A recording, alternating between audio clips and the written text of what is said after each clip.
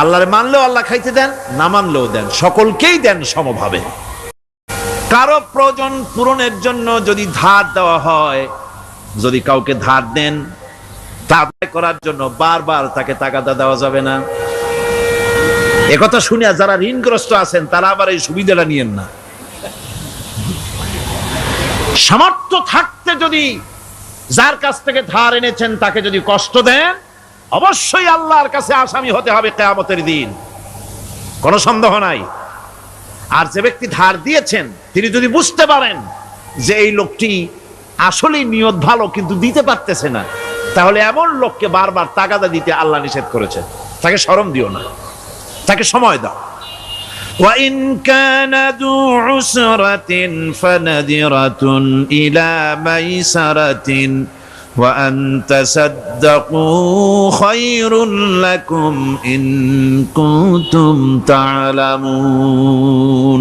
ঋণগ্রস্ত ব্যক্তির আর্থিক অবস্থা খারাপ হলে সচ্ছল হওয়া পর্যন্ত তাকে সময় দাও, আর তাকে যদি ক্ষমা করে দিতে পারো সেটা তো অনেক ভালো কথা, আল্লাহ তোমার প্রতি রহম করবেন। যদি ক্ষমার তাকে যদি সে দিতেই পারবে না এমন অবস্থা যদি হয়, তাহলে তাকে তুমি ক্ষমা করে দিও। কিছু সংখ্যক লোক আছে যারা ধার নিয়ে আসলেই ফাঁকি দিতে চায়, আছে না এমন সমাজে? না নাই? কিছু লোক আছে ধার নেয়, ভাই দেব 1 মাসের মধ্যে, কোনো সন্দেহ নাই। 6 মাস যায় তারপরেও দেয় না, অন্য কাজ করে মিটাই, অন্য কাজ মিটায়, কিন্তু এর টাকা পরিশোধ করে না। এরকম লোকও আছে, তারা আল্লাহর কাছে দায়ী হবে। একবার পত্রিকায় দেখেছিলাম কার বাড়িতে কার্টুন দিয়েছে, বাড়িতে বিরাট সাইনবোর্ড লাগাইছে কুকুর হইতে সাবধান। তার বন্ধু বলছে, ভাই তুমি কুকুর কিনলে কবে? কয় যে না, কুকুর কিনি নাই, সাইনবোর্ড লাগাইছি পাওনাদারদেরকে ঠেকাবার জন্য, যাতে সহজে বাড়ির মধ্যে না ঢোকে। তো এই চালাকিটা আর কেউ বুঝুক আর না বুঝুক, আল্লাহ পাক তো খুব ভালো করেই বোঝেন। রিক্সাওয়ালা ভ্যানওয়ালার পয়সা, ঘুষ নাই, ওর মধ্যে ঘুষ আছে। কিন্তু কিছু ভদ্রলোক আছে, বুড়া রিক্সাওয়ালা, এই বেটা এদিকে আয়। বুড়া মানুষ রিক্সা চালায়, সেই জন্য অপমান। ওই বেটা তোমার বাপের বয়সী, আপনি কইতে পারো না। এরপরে উঠলো রিক্সায়, 7 মাথা থেকে 14 মাথায় যাবে। ওখানে যায়া বললো যে ভাড়া কত, সে চাইলো 10 টাকা ভাড়া। আরে বেটা 10 টাকা ভাড়া, রেড বই দেখা। যখন রিক্সার ভাড়া দেয় তখন রেড বই দেখার প্রশ্ন ওঠে, আর যখন শাড়ি কিনতে যায় লেখা আছে ফিক্সড প্রাইস। ঢোকার সাথে সাথে একটা 7 আপ অথবা একটা কি ঠান্ডা মান্ডা কিছু একটা দিল, খাইয়া ঠান্ডা। শাড়ির দাম কত? শাড়ির দাম 13,593 টাকা 92 পয়সা। এইখানে রেট কত তার তালাশও করে না, বেশি কথা কইলে ভদ্রতার খেলাপ হবে। ওইটা ঠিক মতো আনতে পারে, কিন্তু রিক্সাওয়ালার মাথার ঘাম ফেলানো পয়সা নিয়ে তার সাথে ঝগড়া করে, তর্ক করে। এটা ঠিক নয়। সহস্তে যে ইনকাম করে, রাসূলুল্লাহ বলছেন আল কাসিবু হাবিবুল্লাহ, নিজের হাতে যে কামাই করে সে আল্লাহর বন্ধু। মুমিন ব্যক্তির চোখের চাহনি ইবাদত। আপনি আমি যে দেখি, এই দেখাটাও ইবাদত। কি রকম?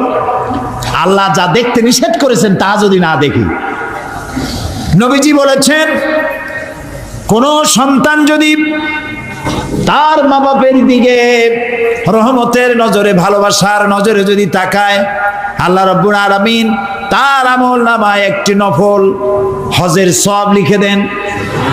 সাহাবীরা জিজ্ঞেস করলেন, ইয়া রাসূলুল্লাহ, যদি কোনো সন্তান তার মা বাবার দিকে দৈনিক 100 বার তাকায় তো কি হবে? আল্লাহর নবী বলেন, আল্লাহর নিয়ামতের ভান্ডারে কোনো অভাব নাই। কোন বান্দা যদি তার মা বাপের দিকে দৈনিক 100 বার তাকায়, আল্লাহ রাব্বুল আলামিন তার আমল নামায় 100টা কবুল নফল হজের সওয়াব দিয়ে দিবেন। তা আপনার আমার চোখের চাহনি ইবাদতের মধ্যে শামিল। আপনি ব্যবসা করবেন, এটা ইবাদত। ফজরের নামাজ পড়েন, দোকানে চলে যান, তারপরে দোকান বিসমিল্লাহ বলে দোকান খোলেন, বিসমিল্লাহ বলে দোকানে বসেন। এরপরে ওজনে কম দেবেন না, খাদ্যে ভেজাল দেবেন না, মিথ্যা কথা কবেন না। আপনি যে ব্যবসাটা করলেন, ওজনে কম দিলেন না, খাদ্যে ভেজাল দিলেন না, মিথ্যা কথা বললেন না, নামাজটা ঠিক মতো পড়লেন, আপনার হাসর হবে মান নবিয়্যিন ওয়াস সিদ্দিকিন ওয়াস শুহাদা ওয়াস সালিহিন। বুঝেন কথা? যারা নাকি সত্যবাদী ব্যবসায়ী, নবীজি বলেছেন তাদের হাসর হবে নবী, সিদ্দিক, শুহাদা, সালিহিনদের সাথে হাসর নসিব হয়ে যাবে। আল্লাহ আল্লাহ আল্লাহ আল্লাহ আল্লাহ, কি ব্যবসা আমরা করি!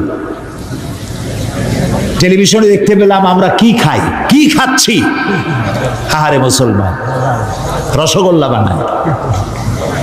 টেলিভিশনে দেখলাম রসগোল্লা বানাবার পদ্ধতি।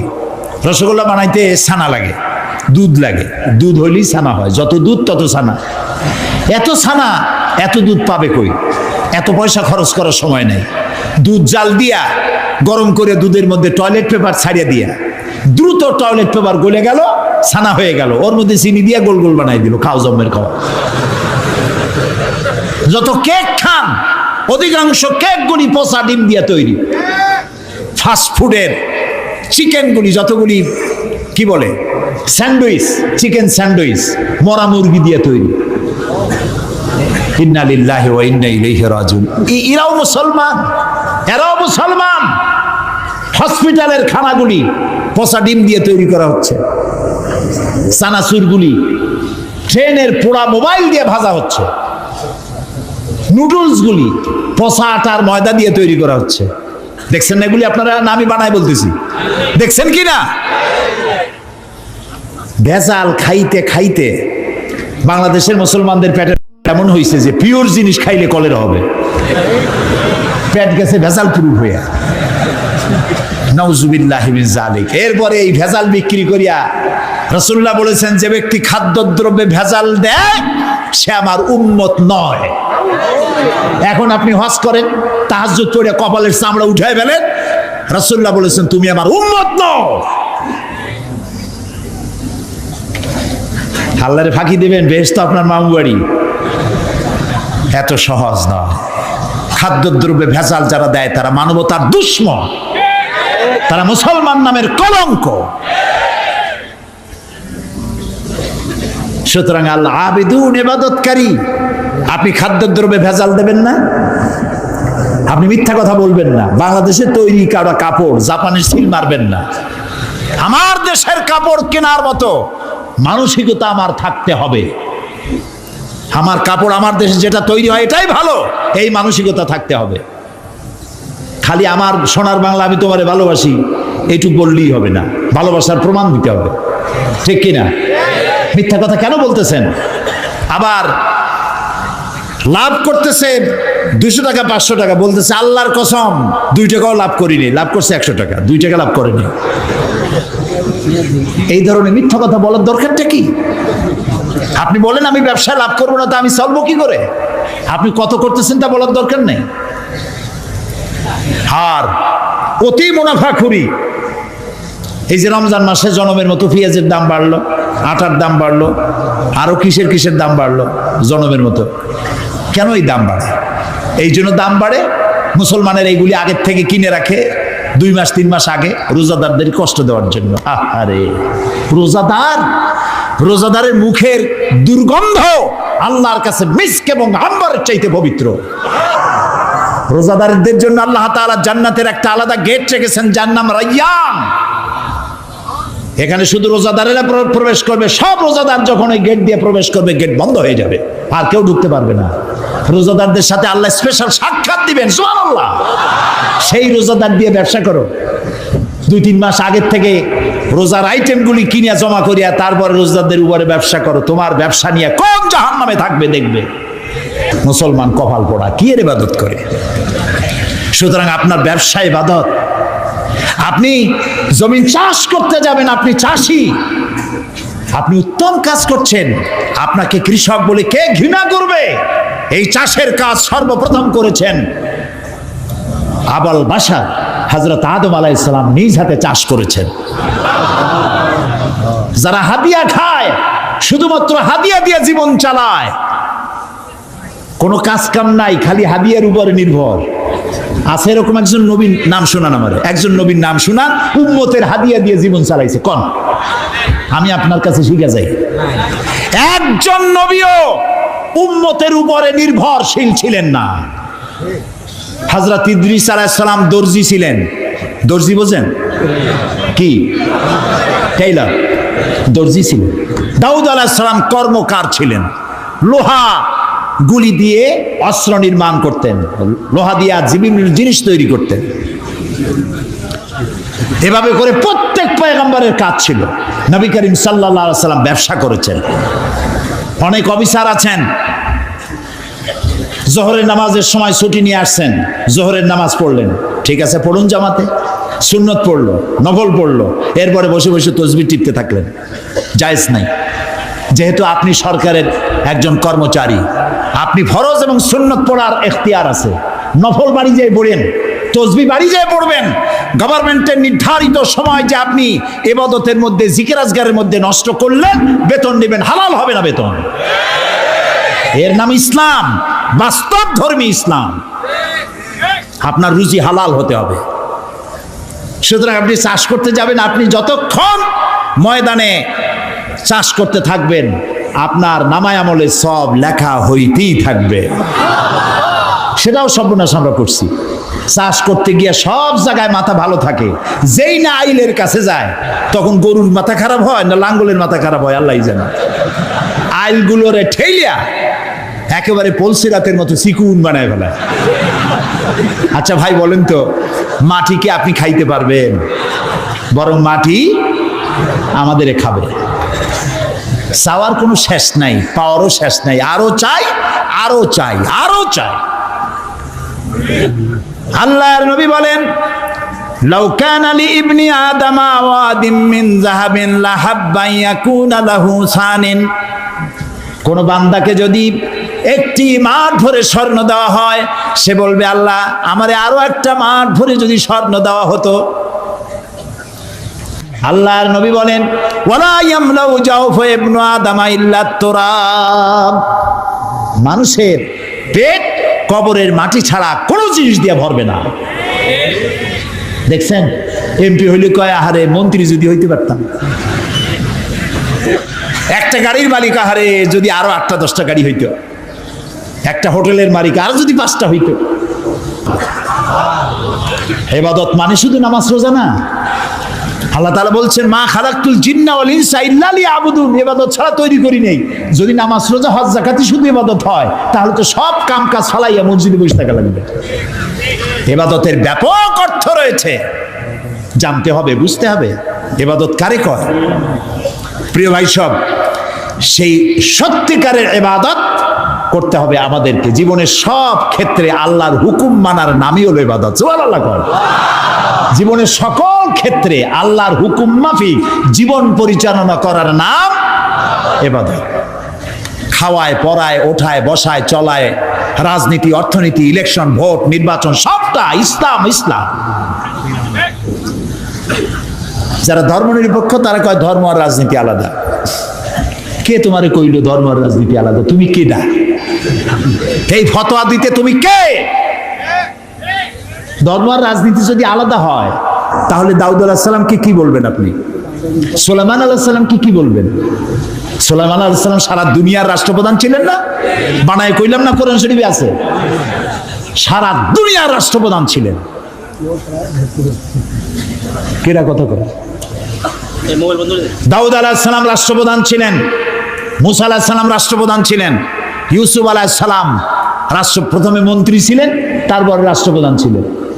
মুহাম্মদুর রাসূলুল্লাহ সাল্লাল্লাহু আলাইহি ওয়াসাল্লাম 12.5 লক্ষ বর্গ মাইল এলাকার প্রেসিডেন্ট ছিলেন, রাষ্ট্রপতি ছিলেন। ধর্ম আর রাজনীতি যারা আলাদা বলে তারা মুসলমান নয়, মুসলমান নয়, মুনাফিক, মুনাফিক, মুনাফিক।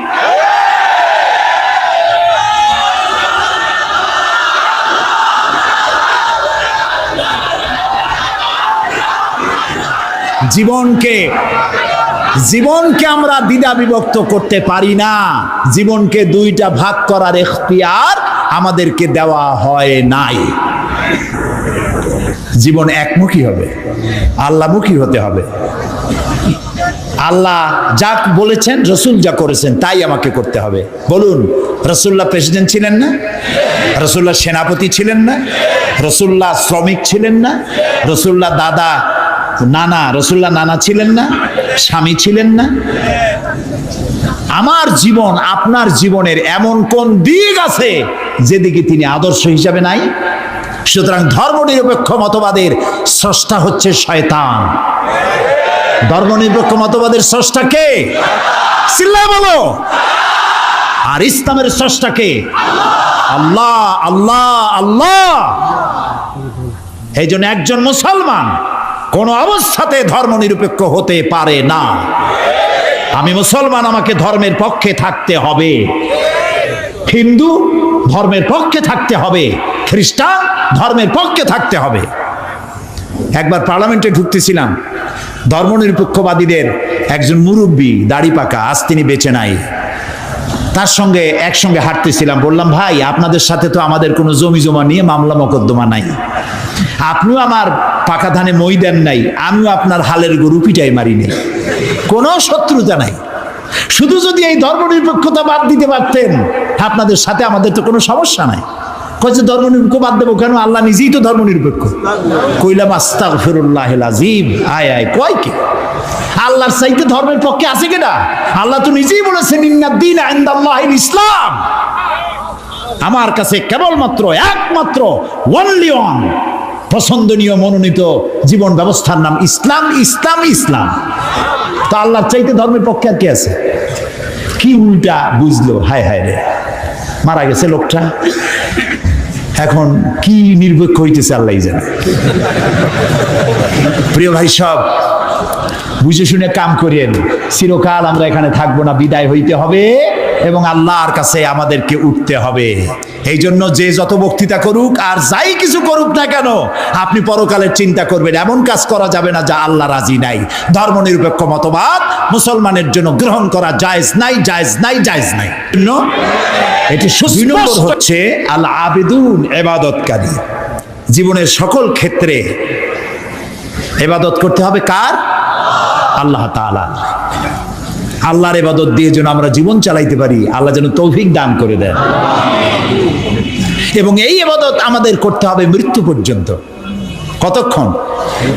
এই যে এখন যে সন্ত্রাস চলছে, এই সন্ত্রাসের অবস্থা থেকে যদি বাঁচতে চাই আর ক্ষুধার সময় যদি খেতে চাই, কি সুন্দর একটা সূরা আছে, সূরা কুরাইশ। আল্লাহ তাআলা বলছেন, ফালইয়াবুদু রাব্ব হাযাল বাইত। হে কুরাইশরা, যদি ক্ষুধার সময় যদি তোমরা শীত ও গ্রীষ্মে নিরাপদে থাকতে চাও, যদি নিরাপত্তা পেতে চাও, ফালিয়াবুদু রাব্ব হাযাল বাইত, এই ঘরের মালিকের ইবাদত করো। কোন ঘর? বাইতুল্লাহ শরীফ। এই ঘরের মালিকের ইবাদত। মালিক কে? এই ঘরের মালিকের ইবাদত করলে কি হবে? আল্লাহ তাআলা বলেন, আল্লাযী আত'আমাহুম মিন জু'ইন ওয়া আমানাহুম মিন খাউফ। এই ঘরের মালিকের ইবাদত করো, কি হবে? ক্ষুধার সময় তিনি খাদ্য দিবেন, ভীতির সময় তিনি নিরাপত্তা দান করবেন। সুবহানাল্লাহ। আমরা তো এটাই চাই। আমার ক্ষুধার সময় খাবার চাই, ভীতির সময় নিরাপত্তা চাই।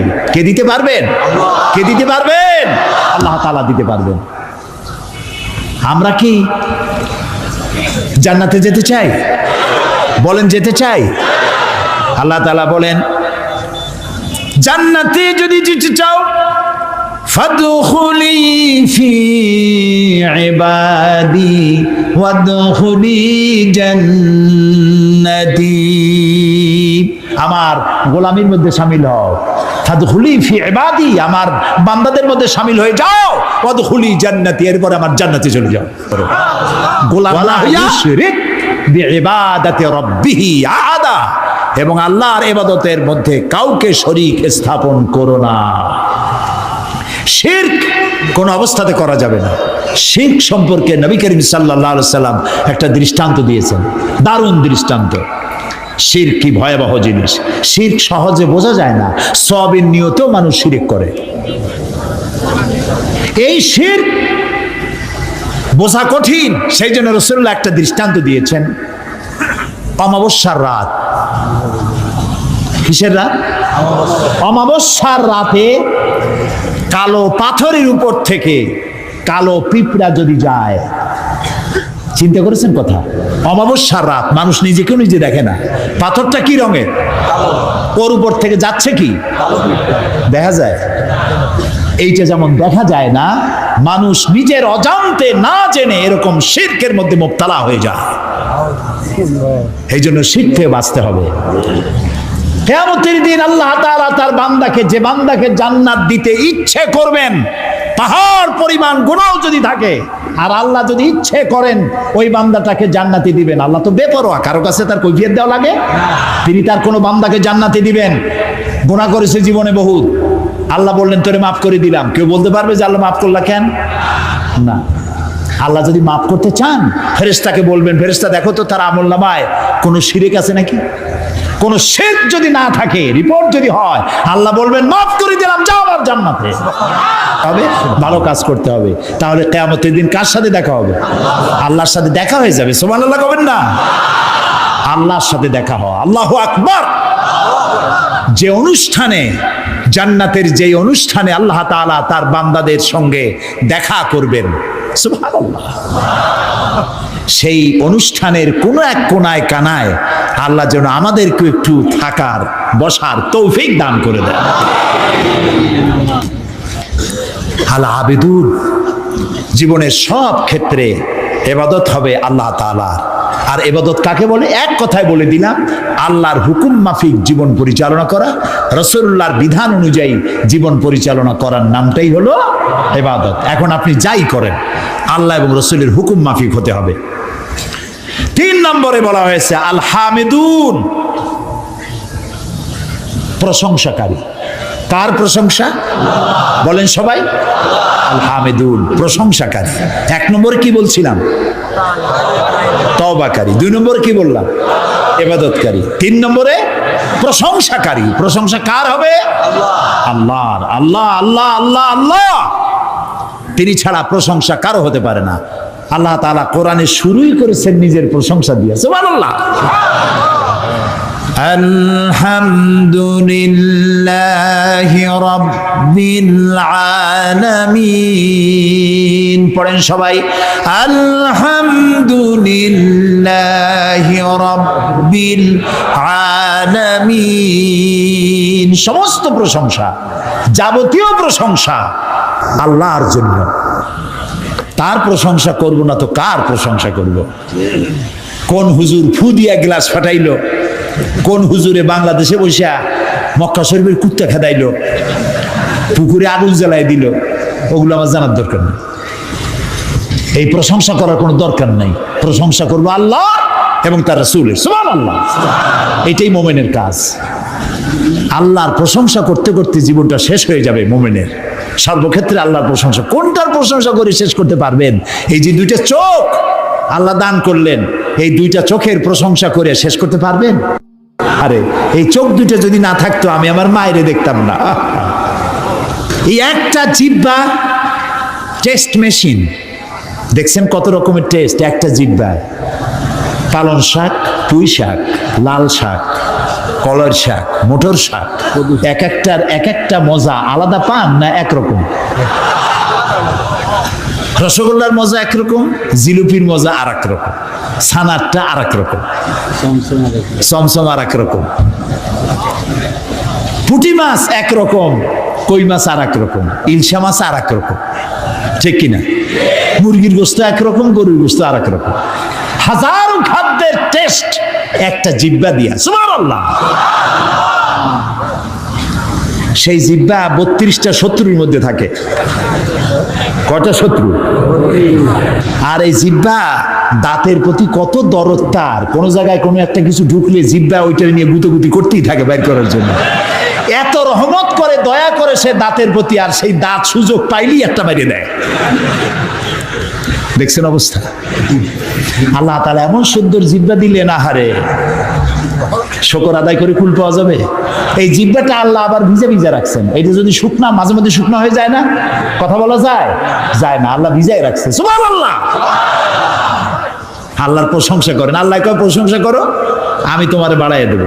লাইন শাকারতুম লাযীদান্নাকুম ওয়া লাইন কাফারতুম ইন্না আযাবি লাশাদীদ। আমার নিয়ামতের শুকর যদি আদায় করো, আমি নিয়ামত বাড়ায় দেব, আমি তোমাকে বৃদ্ধি করে দেব নিয়ামত। আর যদি শুকর আদায় না করো, আমি তোমারে শাস্তি দেব। লাইন শাকারতুম লাযীদান্নাকুম, শুকর আদায় করলে বাড়ায় দেব। কি বাড়ায় দেব? না, শুকর যদি আদায় করো বাড়ায় দেব। কি বাড়ায় দেব? না, শুকর যদি আদায় করো শুকরিয়া আদায়ের শক্তি আরো বেশি করে বাড়ায় দেব। নিয়ামত তো দিছি, শুকর আদায় করো, শুকর আদায় করার শক্তি আরো বাড়ায় দেব। তুমি যত শুকর আদায় করবা, আমি তোমার উপর রাজি খুশি হয়ে যাব। সুবহানাল্লাহ। আমি যদি আল্লাহর জিকির করি এইখানে বসিয়া, আমরা বগুড়ার ঈদগাহ মাঠে এইখানে আল্লাহর কতগুলা বান্দাবান্দি একত্রিত হয়ে আল্লাহর জিকির আজগার করতেছি। আল্লাহ কয় ফাজকুরুনি আজকুরুকুম, তুমি আমার জিকির করো, আমি তোমার জিকির করব। তো আমার জিকির আর আল্লাহর জিকিরের মধ্যে পার্থক্য আছে না? আমরা জিকির করতেছি মাটির দুনিয়ায় বসিয়া, এইখানে কিছু লোক আল্লাহর জিকির করছে। আল্লাহ কয় তুই যদি আমার জিকির করিস, আমি জিকির করব আরশে আজিমে ফেরেশতাদের সাথে নিয়া। সুবহানাল্লাহ।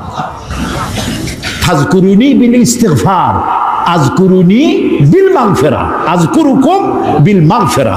তুমি আমাকে ইস্তিগফারের সাথে স্মরণ করো, আমি তোমারে ক্ষমা করার দিয়া তোমারে স্মরণ করব। সুবহানাল্লাহ। আল হামিদুন, আল্লাহর প্রশংসা করিয়া, আল্লাহর যদি প্রশংসা করি তাহলে আল্লাহর লাভ আছে কিছু? না, আল্লাহর লাভ নেই। কারণ আল্লাহর লাভ হইতো যে আমরা যত প্রশংসা করব আল্লাহর পজিশন তত বাড়তে থাকবে। এরকম হবে নাকি? আল্লাহর মর্যাদা যে ডিগ্রিতে আছে, আপনি আমি সারা পৃথিবীর মানুষ আল্লাহর জিকির ফিকির হামদ করে আল্লাহর ওই পজিশন থেকে 1 ডিগ্রি উপরে উঠাইতে পারবো না। আর সারা পৃথিবীর মানুষ যদি আল্লাহকে অস্বীকার করে, শুকরিয়া প্রশংসা যদি না করে, যে পজিশনে তিনি আছেন তার থেকে 1 ডিগ্রি নিচেও নামবে না। তাহলে এই শুকর আদায় করায়, প্রশংসা করায়, তাসবিহ পড়ায় আল্লাহর কোনো লাভ নাই।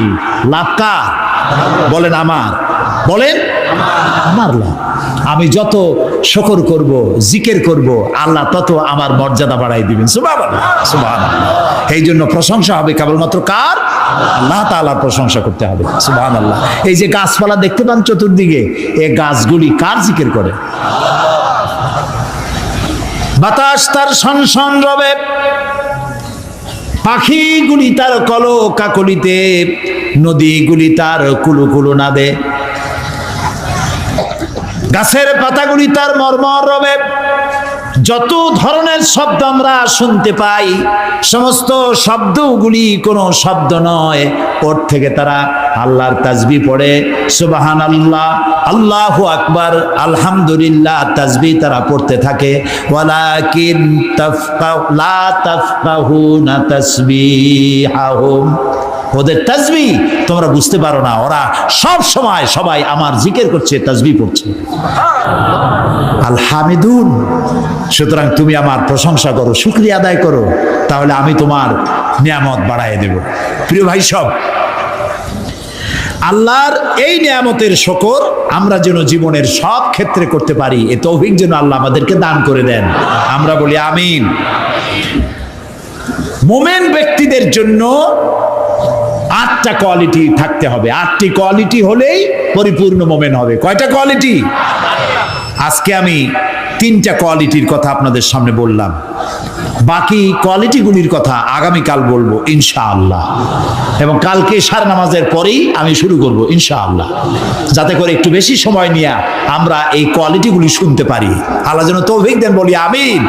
এখন মোনাজাত হবে, দাঁড়ানো ভাইরা বসেন, যত লোক দাঁড়ানো আছেন সব যার যার জায়গায় বসে পড়েন, মোনাজাতে অংশ নেন।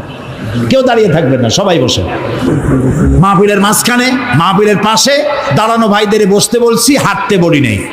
আর মোনাজাতের কথা শুনে যদি কেউ হাঁটে, তাকে চিন্তা করা দরকার আল্লাহর ফেরেশতাদের ক্যামেরায় আপনার ছবি কিভাবে উঠবে। জি, শুনতেছেন আমার কথা? মুনাজাতের কথা শুনে যদি উল্টা কেউ হাঁটে, আল্লাহর ফেরেশতাদের ক্যামেরায় তার ছবিটা উঠবে কিভাবে? মুনাজাতকে বর্জন করে আবার টার্ন করছেন। আল্লাহ রক্ষা করুন সকলকে, আমরা বলি আমিন। মুনাজাত কার কাছে? আল্লাহর কাছে। আমি বড় জোর 1-1.5 ঘন্টা কথা বলবো, এর বেশি নয়। সেই জন্য আপনার স্ত্রী, আপনার মেয়ে, আপনার বোন, আপনার মা, সকলে আপনাদের মেয়েদেরকে এখানে পৌঁছায় দিবেন। একটা মা যদি ভালো হয়, একটা সংসার ভালো হয়ে যায়, ঠিক না ভাই? মা বোনদেরকে তাদের তো শোনার কোনো সুযোগ হয় না, মসজিদে যাইতে পারে না।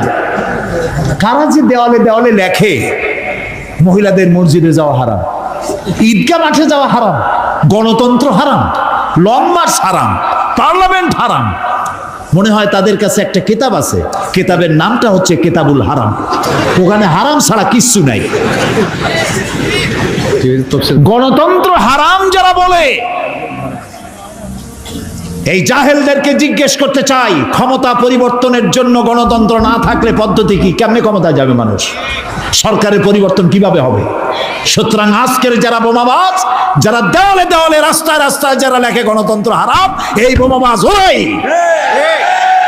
শহরে যেখানে যেখানে লেখা আছে গণতন্ত্র হারাম, পুলিশের দায়িত্ব এগুলি রং দিয়ে মুছে ফেলো। এই ধরনের লেখা যারা লেখে গ্রেফতার করো। এরা জাতির দুশ্মন। কে তোমাকে শিখিয়েছে লং মার্চ হারাম? কে তোমাকে বলেছে গণতন্ত্র হারাম? কি এর বাইয়েনাত পত্রিকা হাবি যাবি জাহিল, লেখা জানে না, পড়া জানে না, হাবি যাবি রাস্তায় সব জায়গায় লিখে গেছে তাহাজ্জুদের নামাজ জামাতে পড়া হারাম, মেয়ে লোকের ঈদের জামাতে যাওয়া হারাম। আরে বেটা, রাসূলুল্লাহ সাল্লাল্লাহু আলাইহি ওয়াসাল্লাম ঈদের দিন মেয়ে লোকদেরকে ডেকে ডেকে ঈদের ময়দানে নিয়ে যেতেন। মহিলাদের যে অধিকার ইসলাম দিয়েছে, তোমাদের মতো জাহিলরা মেয়েদেরকে সে অধিকার থেকে বঞ্চিত করেছে। সুতরাং সতর্ক হতে হবে। দেওয়ালে কারা লেখে, রাতের বেলায় দেখতে হবে কারা লিখতে আসে, গ্রেফতার করো, পিটাইয়ে হাত ভেঙে দাও। এ দায়িত্ব আপনাদের না পুলিশের, আপনারা আবার হাত ভাঙতে চান না। আমি আগামীকাল বলবো ইনশাআল্লাহ।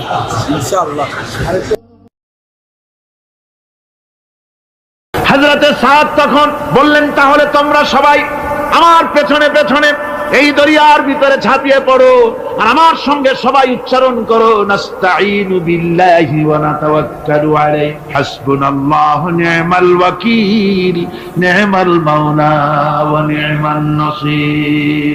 ইতিহাস লিখতেছি 60,000 সৈন্য তাদের অশ্ব নিয়ে, তাদের উষ্ট্র নিয়ে, তাদের মালপত্র নিয়ে, জাহাজের সামান নিয়ে শ্রাবণের খরস্রোতা নদী, উত্তাল তরঙ্গমালায় ভরা নদীর উপর থেকে এই সাহাবীরা পাড়ি দিয়ে ওপার চলে গেলেন। ওপার যাওয়ার পরে হযরতে সাদ বলছেন, তোমাদের কেউ কি হারায় গেছে নাকি? সবাই এদিক ওদিক তাকায় খোঁজ করে বলল, মানুষ তো দূরের কথা, একটা উট আর ঘোড়াও একটাও হারায় যায় নাই। একজন বলল, আমার একটা পেয়ালা, যে পেয়ালা আমি পানি পান করতাম, সেই পেয়ালাটা তুফানে ছিটকে কোথায় চলে গেছে, ওইটা হারায় গেছে। হযরতে সাদ বলেন, মুজাহিদের কোন জিনিস দরিয়া নিতে পারে না, অবশ্যই তা ফেরত আসবে। এই কথা তিনি বলতেছিলেন, হঠাৎ করে দরিয়ার কিনারে একটা আওয়াজ হলো, দেখা গেল তুফানের ভিতরে সেই হারানো বাটিটা তাদের মধ্যে বেরিয়ে এসেছে। আল্লাহু আকবার। মুজাহিদদেরকে সাহায্য করেন স্বয়ং আল্লাহ রাব্বুল আলামিন। আফ্রিকার জঙ্গলের কাছে ভিন্ন ইতিহাস, জঙ্গলের কাছেই মুসলমানদেরকে থাকতে দেওয়া হয়েছে। মনে করা হয়েছিল জঙ্গলের সমস্ত হিংস্র প্রাণীরা এই মুসলমানদের শেষ করে দেবে, যুদ্ধ করা লাগবে না। হযরতে সাদ সে অবস্থা বুঝতে পারলেন, তিনি একটা মঞ্চ তৈরি করলেন। সেই মঞ্চের উপরে দাঁড়ায় জঙ্গলের প্রাণীদের দিকে লক্ষ্য করে তিনি নোটিশ জারি করে দিলেন, বললেন, ইয়া আইয়াতুহাল হাশারাত ওয়াস সিবাউ নাহনু আসহাবু রাসূলুল্লাহ সাল্লাল্লাহু আলাইহি ওয়াসাল্লাম। হে জঙ্গলের হিংস্র প্রাণীরা, আমরা আল্লাহর রাসূলের সাহাবী, ফাইন্না নাজিলুনা ফামান ওয়াজাদনা বাদাহু কাতালনাহু। আমরা রাসূলের সাহাবী, এইখানে আল্লাহর দ্বীনকে কায়েম করার জন্য আমরা এসেছি, আল্লাহর কলেমার আওয়াজ নিয়ে আমরা এখানে রাত কাটাবো। সুতরাং এই জঙ্গলের ভিতরে হিংস্র প্রাণী যত আছো, সব আমাদের এই জায়গা ছেড়ে অন্যত্র চলে যাও। আফ্রিকার জঙ্গলি মানুষেরা চিন্তা করলো, মানুষের কথা কি জঙ্গলি প্রাণীতে শোনে নাকি, পাগলে কয় কি? তারা তাকায় তাকায় দেখলো হযরতে সাদের এই ঘোষণার পরে বাঘের কাতারে বাঘ, সিংহের কাতারে সিংহ, সাপের কাতারে সাপ, যার যার ডিম আর বাচ্চাগুলি মুখে কামড়ায়া সাহাবীদের এলাকা ছেড়ে দিয়ে তারা অন্যত্র চলে গেল। আমার মুসলমান ভাইরা, এই ছিল মুসলমানদের ইতিহাস। দিন প্রতিষ্ঠা করার কাজে মুসলমান এগোলে আল্লাহই মদত করেন। কে মদত করেন?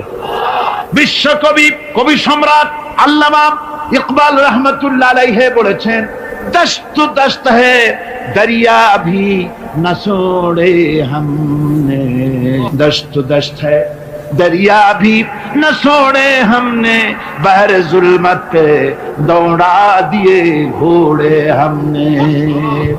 আমরা সেই মুসলমান, প্রান্তর তো প্রান্তর, আমরা দরিয়ার খরস্রোতা উত্তাল তরঙ্গের উপর থেকে ঘোড়া দাবড়িয়ে আফ্রিকার ভূখণ্ডে কালেমার পতাকা আমরা উড্ডীন করেছি।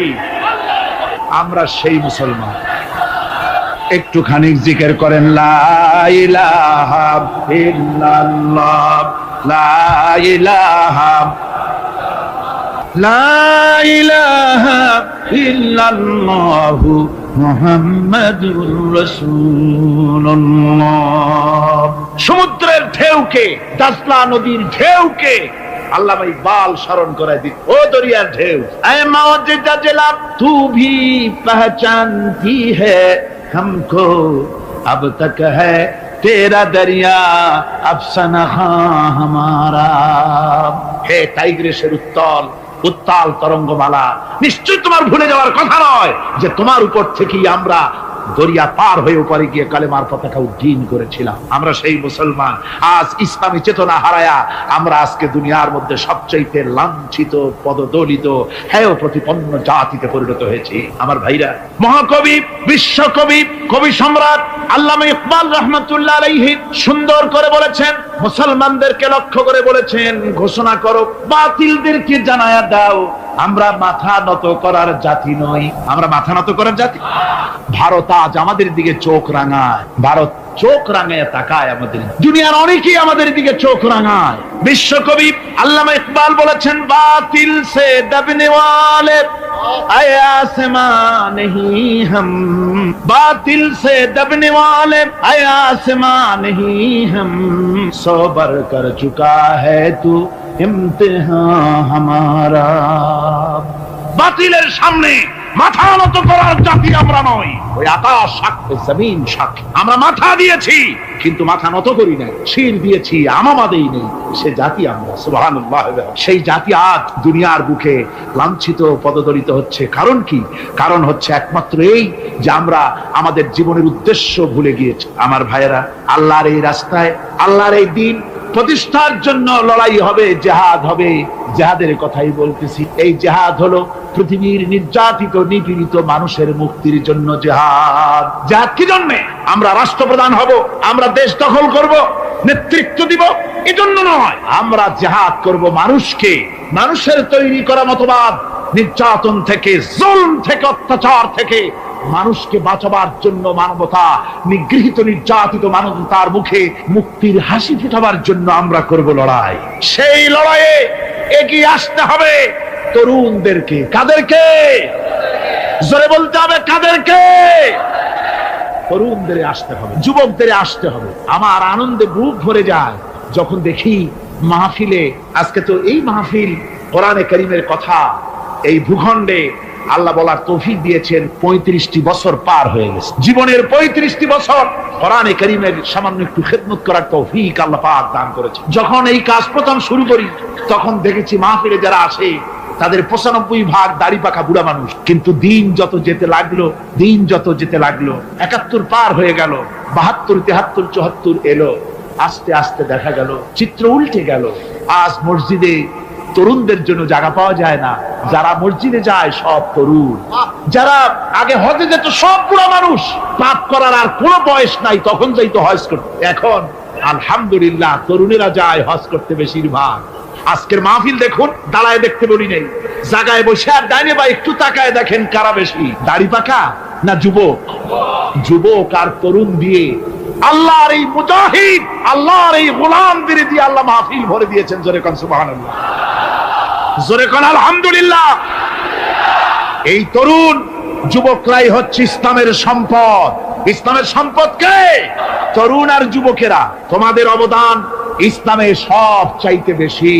মনে রাখবেন যুবকেরা, শোনো, ইসলাম প্রতিষ্ঠিত হয়েছে তোমাদের রক্তের উপরে। কাদের রক্তের উপরে? যুবকদের রক্তের উপর। যারা ইসলাম প্রথম কবুল করেছিলেন তারা কিন্তু বুড়ো ছিলেন না কেউ। প্রথম যে ব্যক্তি ইসলাম কবুল করলেন হযরতে সাইয়্যিদুনা আবু বকর সিদ্দিক রাদিয়াল্লাহু তাআলা আনহু, বয়স ছিল 37 বছর। 37 বছর বয়সে দাঁতটা পড়িয়া খুনখুনা বুড়া হয়ে গেছিল নাকি? হযরত ওমর ইসলাম যখন কবুল করেন তখন তিনি ছিলেন 26 বছরের টকবকে যুবক। যৌবনের রক্ত পা এবং মাথা পর্যন্ত শিরায় উপশিরায় ধাবমান এই যুবক হযরত ওমর 26 বছর বয়সের সময় ইসলাম কবুল করেন। হযরত আব্দুর রহমান বিন আউফ যখন ইসলাম কবুল করেন বয়স ছিল মাত্র 17 বছর। হযরত আলী যখন ইসলাম কবুল করেন তখন বয়স ছিল মাত্র 8.5 বছর। তোমাদের মতো তরুণেরা, যুবকেরাই সর্বপ্রথম কলেমার পতাকা ধারণ করে রাসূলকে সাহায্য করেছিল। সুবহানাল্লাহ।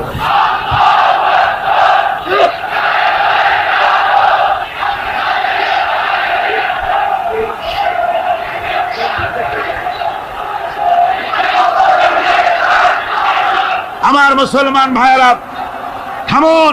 আমার ভাইয়েরা, যুবকদের অবদানই চিরকাল ইসলামে বেশি ছিল। তাই বলে যারা বৃদ্ধ মানুষ তাদের কিন্তু কোনো মন খারাপ করার কোনো কারণ নাই, ঠিক কিনা? যেহেতু আমরা যারা বয়সের প্রান্তে এসে গেছি আমরাও ওই যৌবন কালটা পেরিয়ে এসেছি, ঠিক কিনা? আরেকটি কথা, কিয়ামতের দিন কোন বুড়ো মানুষ বেহেশতে যাবে না, সব যুবকরা যাবে। বেহেশতে যাবে কারা? বুড়োরা বোধহয় ভয় পেয়ে গেছে। রাসূল পাক সাল্লাল্লাহু আলাইহি ওয়াসাল্লাম বলেছেন, আমার কথা না, হুজুর বলেছেন কোন বুড়ো মানুষ বেহেশতে যাবে না, কোন কালো মানুষ বেহেশতে যাবে না। এখন রাসূল যদি বলেন তার কথাই তো আইন। হুজুর বলেন কালো মানুষ বেহেশতে যাবে না, একটা কালো মানুষ কান্দিয়ে তো পড়ি। হুজুর বলেন কেঁদো না, তুমি যখন বেহেশতে যাবে চাঁদের মতো সুন্দর চেহারা নিয়ে বেহেশতে যাবে। বুড়ার কান্না দেখে হুজুর বলছেন কেঁদো না, তুমি যখন বেহেশতে যাবে আল্লাহ তোমার যুবক বানায় পাঠায় দিবে। যেহেতু বেহেশত হচ্ছে যুবকদের জন্য। সুবহানাল্লাহ। অত নাজ নিয়ামত, অত আনন্দ, বুড়া মানুষে তো খাইয়ে খুঁয়ে বেহেশত নষ্ট করি ভালো। এই জন্য যৌবন দরকার, স্বাস্থ্য দরকার বেহেশত উপভোগ করার জন্য। সেই জন্য বেহেশতে যাবে কারা? তরুণেরা যাবে। কারা যাবে? তরুণ তরুণী দিয়ে আল্লাহ পাক বেহেশত ভরে ফেলবেন। সুবহানাল্লাহ। আমার তরুণেরা, যুবকেরা শোনো, রাসূলুল্লাহ তোমাদের কত সম্মান দিয়েছেন। কে সম্মান দিয়েছে? রাসূলুল্লাহ এক জায়গায় বক্তৃতা করছে। এমন সময় দেখা গেল একজন তরুণ সাহাবী, নাম তার জারীর রাদিয়াল্লাহু তাআলা। চাঁদের মতো চেহারা তার ছিল, খুব সুন্দর চেহারা ছিল তার। হযরত জারীর বসতে না পেরে জায়গা পায় না, দাঁড়ায় আছে। রাসূল নিজের গায়ের চাদরটা খুলে জারীরের দিকে নিক্ষেপ করলেন, বললেন, জারীর দাঁড়িয়ে আছো, আমার চাদরের উপরে বসো। সুবহানাল্লাহ। হযরত জারীর রাসূলুল্লাহর চাদর নিয়ে চুমা খাইতে লাগলেন আর বললেন, আকরামাকাল্লাহ কামা আকরামতানি ইয়া রাসূলুল্লাহ। হে রাসূল, আল্লাহ আপনার সম্মান আরো অনেক বাড়িয়ে দিন, যেমন আপনি আমাকে মর্যাদা দিলেন। হে রাসূল, আপনার চাদরে পৃথিবীর কোন মানুষ বসতে পারে? আমার তরুণ ভাইয়েরা, আমার যুবক ভাইয়েরা, তোমাদেরকে রাসূল মহব্বত করতেন, ভালোবাসতেন সবচেয়ে বেশি। তোমরা আজ বাতিলের শিকার। কার শিকার? বাতিলের শিকার। তোমাদেরকে কি দেওয়া হয়? যে সব রাজনৈতিক দলের যুবক যারা তোমরা এখানে আছো, জিজ্ঞেস করি তোমাদের নেতারা তোমাদেরকে কি দেয়? দেয় অস্ত্র, দেয় টাকা, দেয় নারী ভোগ করার জন্য পয়সা, তোমাদের চরিত্র ধ্বংস করার জন্য সব রকমের হাতিয়ার তুলে দেয়। তোমাদের হাতে শোভা পায় কলম, হাতে শোভা পায় খাতা, হাতে শোভা পায় বই। বই খাতা কলমের পরিবর্তে তোমাদের নেতারা তোমাদের হাতে তুলে দেয় স্টেন গান, তুলে দেয় হেরোইন, তুলে দেয় টাকা। এরা তোমাদের নেতা নয়, এরা তোমাদের জীবনের দুশমন। জনগণেরা কি?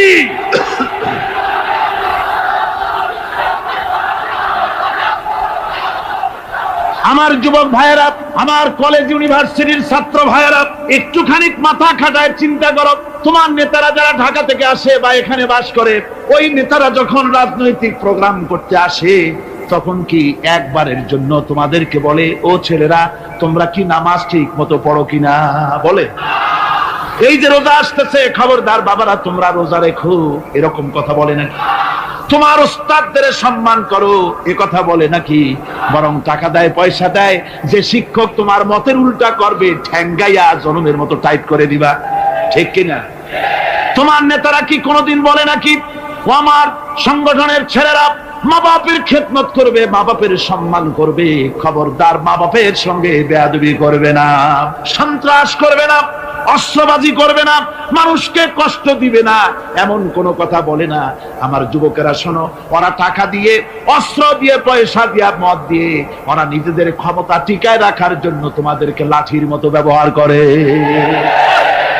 সুতরাং আজকের তরুণদেরকে বুঝতে হবে, তরুণেরা ভালো করে বোঝো, তোমরা রাসূলের সৈনিক, তোমাদের পক্ষে সম্ভব।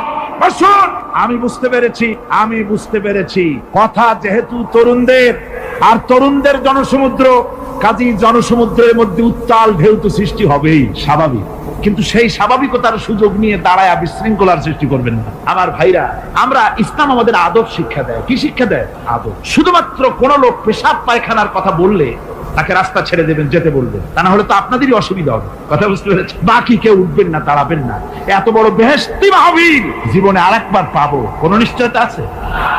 আপনি আমাকে বলেন, আল্লাহর আকাশের নিচে, জমিনের উপরে এর থেকে শ্রেষ্ঠ কোন মাহফিল আছে নাকি? কারণ এ মাহফিল কোরআনের মাহফিল। কিসের মাহফিল?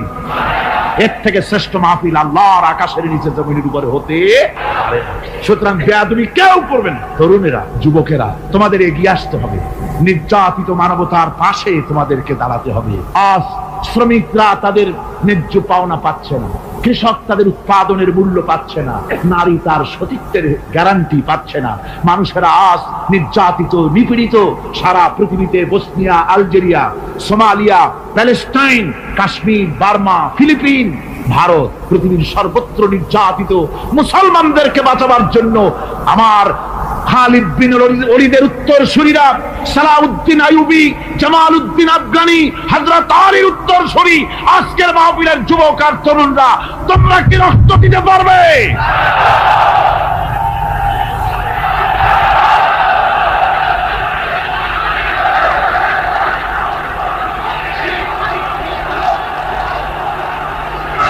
আমার মুসলমান যুবকেরা,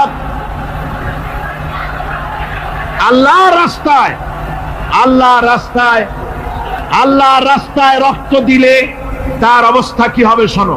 আল্লাহ রাব্বুল আলামিন বলেছেন, ওয়ালা তাকুলু লিমান ইউকতালু ফি সাবিলিল্লাহি আমওয়াত বাল আহইয়াউ ওয়ালাকিন লা তাশউরুন। আল্লাহ রাব্বুল আলামিন বলেন, আমার রাস্তায় যারা নিহত হয়েছে, আমার রাস্তায় যারা জীবন দিল, ওরা মরে গেছে এই কথা তোমরা বলো না, ওরা জিন্দা। ওরা কি? আমার রাস্তায়, আমার দিন প্রতিষ্ঠার জন্য, মানবতার মুখে হাসি ফুটাবার জন্য, নির্যাতিত মানবতার গোলামীর জিনজির থেকে তাদেরকে বাঁচাবার জন্য সংগ্রাম করতে গিয়ে যারা জীবন দিল, ওরা মরে নাই, ওরা জিন্দা। ওরা কি? আল্লাহ বলেন, আল্লাহ পাক বলেন, ওরা জিন্দা তোমরা জানো না? আমার কাছ থেকে তারা রিজেক্ট প্রাপ্ত হয়।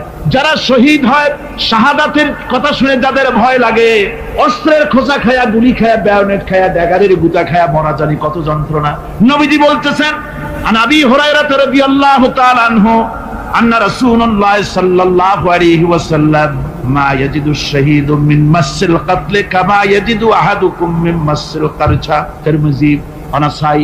আল্লাহ নবী বলেছেন, হযরত আবু হুরায়রা হাদিসটি বর্ণনা করেছেন, নবীজি বলেছেন, শাহাদাতের মওত হলো তোমাদের কেউ যদি আরেকজনকে একটা চিমটি কাটে, ওই চিমটি কাটায় যতটুকু যন্ত্রণা, শাহাদাতের মওতের চাইতে বেশি কিছু যন্ত্রণা নয়। শাহাদাতের মওতটা হচ্ছে একটা সেতু। এটা কি সেতু? এটা ব্রিজ। এপারে দুনিয়া, ওপারে আল্লাহ। সুবহানাল্লাহ ওয়া বিহামদি।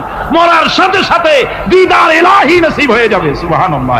সাহাবায়ে কেরাম, আপনি চিন্তা করেন, তাদের মা, বাবা, বিবি, বাল, বাচ্চা, সন্তান সবকিছুকে ফেলে রেখে আল্লাহ দ্বীনের জন্য রক্ত দিতে পেরেছেন। কি কারণে? জীবনকে তাদের কাছে তুচ্ছ মনে হয়েছে। এই জীবন জীবন নয়, ওই জীবনই তো সবচেয়ে সেরা জীবন, যে জীবনে আমার মাওলা আমার উপরে খুশি হয়ে যাবে, সুবহানাল্লাহ, আমার মাবুদ আমার উপরে খুশি হয়ে যাবে।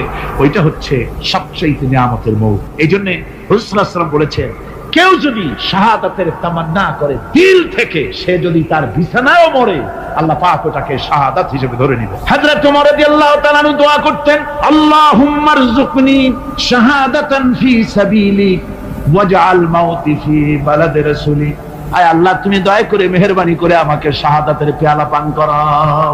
শাহাদাতের মত সবচেয়ে নিয়ামতের মত। কিয়ামতের দিন এই শহীদ তার আত্মস্বজনের ব্যাপারে 70 জন লোকের ব্যাপারে আল্লাহর কাছে সুপারিশ করার মতো পাওয়ার লাভ করবে শহীদ। ভাইরা, এই শাহাদাত নসিব হওয়ার জন্য তামান্না আমাদের দিলের মধ্যে থাকা উচিত।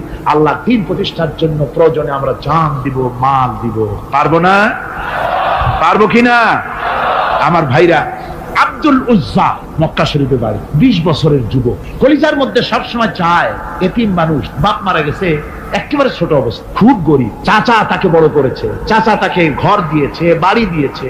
বুখারীর হাদিস, বুখারী শরীফে বাড়ি, ঘর, জায়গা, জমি, সোনা দানা, টাকা পয়সা, উট ঘোড়া সব দিয়েছে, প্রতিষ্ঠিত করে দিয়েছে। কিন্তু আব্দুল উজ্জা শান্তি পায় না। রাসূল পাক সাল্লাল্লাহু আলাইহি ওয়াসাল্লাম দ্বীনের দাওয়াত দিচ্ছেন, মন চায় তাওহীদের এই সূরা সেও পান করে, কিন্তু চাচার ভয়তে পারে না। মনটা চাচ্ছে, আহা, চাচা যদি ইসলাম কবুল করতো তাহলে আমার জন্য ব্যাপারটা সহজ হয়ে যেত। এভাবে চিন্তা করতেছে। হঠাৎ একদিন রাসূল পাক সাল্লাল্লাহু আলাইহি ওয়াসাল্লাম হিজরত করলেন। এরপরে আব্দুল উজ্জার ধৈর্যের বাঁধ ভেঙে গেল। আব্দুল উজ্জা গিয়ে বলছে, চাচা, মুহাম্মদ সাল্লাল্লাহু আলাইহি ওয়াসাল্লামের নাম তো নিশ্চয়ই শুনেছেন। বলে, হ্যাঁ শুনেছি। তিনি যে ইসলামের দাওয়াত দেন, ওটা আপনার কাছে কেমন লাগে? তার মানে বলছে যে আমার কাছে তো খুব ভালো লাগে। চাচা, ইসলাম কি কবুল করবেন? এই অগণিত মূর্তির সামনে মাথা নত করে আমাদের কোনো লাভ নাই। ওই মূর্তিগুলি আমাদের কোনো সাহায্য করতে পারে না। এক আল্লাহ বিশ্বাস করার জন্য মুহাম্মদ সাল্লাল্লাহু আলাইহি ওয়াসাল্লাম আমাদের বলেছে। চাচা বলছে, খবরদার, এই কথা যদি আবার উচ্চারণ করো তাহলে আমি তোমাকে যা দিয়েছি সব ছিনায়। আব্দুল উজ্জা বলছেন, তাহলে আর আমি সহ্য করতে পারলাম না। চাচা, আপনার সামনেই আমি ঘোষণা করলাম, একদিন চাপা রেখেছি, আর পারলাম। আমি ঘোষণা করে দিলাম, লা ইলাহা ইল্লাল্লাহু মুহাম্মাদুর রাসূলুল্লাহ। চাচা বলল, তুমি এর পরিণতি জানো? আব্দুল উজ্জা বলল, কি পরিণতি? চাচা বলতেছি, এই কলেমা পড়ার কারণে আমি তোমাকে যা দিয়েছিলাম, ঘোড়া দিয়েছি, উট দিয়েছি, বাড়ি দিয়েছি, সব আমি তোমার কাছ থেকে ছিনাইলাম, সব ফেরত দিতে হবে। তিনি বললেন, আমি রাজি আছি, আমি রাজি আছি। আপনি আমার সোনা দানা, ঘোড়া, উট আর ঘর বাড়ি যা দান করেছেন, এই দুনিয়াটার মালিক যদি আমারে বানাই দিতেন, আমি এর বিনিময়ে কলেমা পড়া থেকে আর আমি নিজেকে থামায় রাখতে পারি না। বলে, আমার সব আমাকে ফেরত দাও। বললো, দিলাম, যা আপনি দিয়েছেন সব আপনাকে ফেরত দিলাম। চাচা বলছে, জায়গা জমি, টাকা পয়সা, সোনা দানা সব পেলাম, তোমার গায়ে যে জামা, তোমার পরনের যে লুঙ্গি, ওটা আমার টাকার খোলো। আব্দুল উজ্জা বললেন, আপত্তি নাই। জামা খুলে দিলে, পরনের লুঙ্গিটাও খুলে দিল। 20 বছরের যুবক এই অবস্থায় চলে গেলেন মায়ের কাছে। মা আব্দুল উজ্জাকে এই অবস্থায় দেখে 2 চোখ চেপে ধরলেন। বললেন, বাবা, তোমার এই অবস্থা কেন? ছেলে বলছে, মা, ইমান আনার কারণে আমি সব হারায় ফেলেছি, আমার আর কিছুই নাই। ইমান আনার কারণে আমার এই অবস্থা হয়েছে। মা বলছে, বাবা, আমার কাছে কি চাও? ছেলে বলছে, মা, আমি চলে যেতে চাই মদিনায়, আল্লাহ নবী মুহাম্মদুর রাসূলুল্লাহ সাল্লাল্লাহু আলাইহি ওয়াসাল্লামের দরবারে চলে যেতে চাই, আমি একটু বস্ত্র চাই। মা একটা পুরানা কম্বল তার হাতে দিয়ে দিলেন। আব্দুল উজ্জা কম্বলটাকে ছিঁড়ে এক টুকরা কোন রকম হাঁটুর উপরে জড়ায় নিলেন, আর এক টুকরা গায়ে দিয়ে নিলেন। আব্দুল উজ্জা আবার বহু কষ্ট করে মরুভূমি পাড়ি দিয়ে মদিনা মুনাওয়ারায় চলে গিয়ে বাব জিবরিল থেকে ঢুকে আসহাবে সুফফার চবুতরার সামনে বসে আছেন, ছেঁড়া কম্বল পরা। এবার বিশ্ব নবী, দুনিয়া আখিরাতের বাদশা জনাবে মুহাম্মদ রাসূলুল্লাহ সাল্লাল্লাহু আলাইহি ওয়াসাল্লাম যখন মসজিদের নিজের ঘরের থেকে দরজা খুলে বেরিয়েছেন, দেখেন এক যুবক বসা, একটা আধাটা কম্বল পরা, হাঁটুর উপরে কোন রকম করে রানটা, লজ্জাস্থানটা ঢাকার, গায়ে একটা ছেঁড়া কম্বল। তার এই অবস্থা দেখে হুজুর জিজ্ঞেস করেন, তুমি কে? যুবক বলছে, আমি আব্দুল উজ্জা। ইসলাম কবুল করার জন্য আমার সব ছিল, আমি কম ধনী ছিলাম না, আমার চাচা সব নিয়ে গেছে, সিনায় রেখেছে, আমার লুঙ্গিটাও দেয় নাই। ঘটনা সব তিনি খুলে খুলে বললেন। হুজুর বললেন, তোমার নাম আব্দুল উজ্জা নয়, তোমার নাম আব্দুল্লাহ। আব্দুল্লাহ জুলবাজাদাইন তার নাম। হযরত আব্দুল্লাহ জুলবাজাদাইন কি রাসূলুল্লাহ দিয়া দিলেন, আসহাবে সুফফাদের সাথে মিলাই দিলেন, এখানে থাকো, খাবার আসতে পরে খাবে। তাদের সব সময় খাবার থাকতো না। আসহাবে সুফফায় তারা থাকতেন যাদের ঘর নাই, বাড়ি নাই, থাকার জায়গা নাই। ক্ষুধার জ্বালায় যখন তারা অতিষ্ঠ হয়ে যেতেন, নবীজি ঘরের থেকে তাহাজ্জুদের জন্য যখন বেরোতেন, ক্ষুধার্ত সাহাবীরা রাসূলের চেহারা দেখার সঙ্গে সঙ্গে ক্ষুধা নিবৃত্ত হয়ে যেত। হযরত রাসূল পাক সাল্লাল্লাহু আলাইহি ওয়াসাল্লাম আব্দুল্লাহকে ওনাদের মধ্যে ভিড়ায় দিলেন। আব্দুল্লাহ এবার কোরআন শরীফ পড়ে। কোরআন শরীফ পড়তে গিয়া চিল্লায় চিল্লায় তিনি পড়েন, আস্তে আস্তে পড়েন না। সাহাবীরা বিরক্ত হয়ে রাসূলের কাছে নালিশ করলেন যে বড় চিল্লায় কোরআন পড়ে আমাদের নামাজেও ডিস্টার্ব হয়। হুজুর বলেন সাহাবীরা কেউ আব্দুল্লাহর ব্যাপারে কোনো কথা বলবে না, তারে চিল্লাইতে দাও, যেহেতু ঈমানের জন্য তারে বড় মূল্য দিতে হয়েছে। পরনের লুঙ্গিটা পর্যন্ত আনতে পারে নাই, যত খুশি চিৎকার করেছে আল্লাহর কালাম পড়ু। তাবুকের যুদ্ধ, রাসূলুল্লাহ তাবুকের দিকে রওনা করেছেন, 30,000 সৈন্য নিয়ে রওনা করেছেন। ওই জিহাদে মানুষেরা প্রাণ ভরে রাসূলুল্লাহকে সাহায্য করেছেন। মেয়ে লোকেরা নাকের ফুল, কানের দুল, গলার হাল খুলে খুলে রাসূলের কদম মোবারকে দিয়ে দিয়েছে। ধনীরা টাকা পয়সা সব দিয়েছে। হযরত আবু বকর তো যা ছিল সব এনে দিয়েছে, কিছু ছিল না ঘরে। রাসূল রওনা করলেন। প্রতিমধ্যে হযরত আব্দুল্লাহ জুলবাজাদাইন আল্লাহর নবীর খেদমতে হাজির হয়ে বলেন, হুজুর সবাই তো সব দিল, আমার কিছুই নাই, কিছু দিতে পারলাম না। হুজুর আপনি আমার জন্য দোয়া করেন, আমি যেন এই তাবুকের ময়দানে কাফেরদের বিরুদ্ধে লড়াই করে যেন শহীদ হয়ে যেতে পারি। মাল দিতে পারি নাই, কিন্তু আল্লাহর জন্য যেন আমার জীবনটা দিয়ে দিতে পারি। ও চট্টগ্রামের যুবকেরা, তরুণেরা, তোমাদের মতো 20 বছরের তরুণ হযরত আব্দুল্লাহ জুলবাজাদাইন শাহাদাতের তামান্না করে রিসালাতে মাহবের কাছে দাঁড়িয়েছে। হুজুর বললেন একটা গাছের বাকল নিয়ে আসো। একজন একটা বাকল নিয়ে এলো। রাসূলুল্লাহ এই বাকলটা আব্দুল্লাহ জুলবাজাদাইনের হাতে লাগাই দিলেন। রাসূলুল্লাহ বললেন, আয় আল্লাহ, আমি আব্দুল্লাহর রক্ত কাফেরদের জন্য হারাম করে দিলাম। হযরত আব্দুল্লাহ বলছেন, ইয়া রাসূলুল্লাহ, আমি চাইছিলাম শহীদ হব, আর আপনি আমার রক্তটা হারাম করে দিলেন কাফেরদের জন্য। আল্লাহ নবী বলেন, আব্দুল্লাহ রে, কোনো চিন্তা করো না, তোমার মৃত্যু যদি জ্বরেও হয় আল্লাহ রাব্বুল আলামিন তোমার শাহাদাতের দরজা দিয়ে দিবে। তাবুকের প্রান্তরে চলে গেলেন। কয়েকদিন ওই তাবুকের ময়দানে থাকায় রাসূলের কাছে খবর এলো আব্দুল্লাহ মারাত্মক জ্বরে আক্রান্ত হয়ে ইন্তেকাল করেছেন। রাসূলুল্লাহ বললেন, আমি জানাজা পড়াবো। হযরতে আব্দুল্লাহর জানাজা হলো গভীর রাত। কবরের ভিতরে একজন দাঁড়ায়া লাশ ধরার জন্য একজন কবরের ভিতরে দাঁড়িয়েছে। 2 জন লোকে লাশ নিয়ে আসতেছে। হযরতে বেলাল আলো উঁচু করে দাঁড়ায় ধরে আছে। অন্ধকার রাত, কবরের ভিতরে একজন দাঁড়ানো, লাশ নিয়ে এসেছে 2 জনে। কবরের ভিতরে যিনি দাঁড়ানো তিনি বলছেন, এই লাশকে তোমাদের ভাইকে আদবের সাথে কবরে রাখো। কবরের মধ্যে যিনি দাঁড়ানো তিনি আর কেউ নয়, বিশ্বনবী মুহাম্মদুর রাসূলুল্লাহ সাল্লাল্লাহু আলাইহি ওয়াসাল্লাম। হযরত রাসূলুল্লাহ বলতেছেন, আবু বকর ওমর, তোমাদের ভাইকে আদবের সাথে কবরে রাখো, খবরদার বেয়াদবি করো না। কবরের মধ্যে আল্লাহ নবী আব্দুল্লাহ জুলবাজাদাইনকে নিজ হাতে শোয়ায় দিয়া কবরের উপরে পাথর বিছিয়ে দিয়ে নবীজি বললেন, রব্বুল আলামিন, আজকের এই সন্ধ্যা পর্যন্ত আমি আব্দুল্লাহর প্রতি রাজি ছিলাম, তুমিও আব্দুল্লাহর প্রতি সন্তুষ্ট হয়ে যাও। হযরত ইবনে মাসউদ রাদিয়াল্লাহু তাআলা আনহু বলেন, আমি চিৎকার মেরে কেঁদে কেঁদে বললাম, আল্লাহ, আজকে যদি এই কবরে আব্দুল্লাহ না হয়ে আমি হতাম, আমার কিসমতটা ভালো হয়ে যেত। যুবকেরা, ও তরুণ মুসলমানেরা, তোমরাই রক্ত দিয়ে ইসলাম কায়েম করেছো।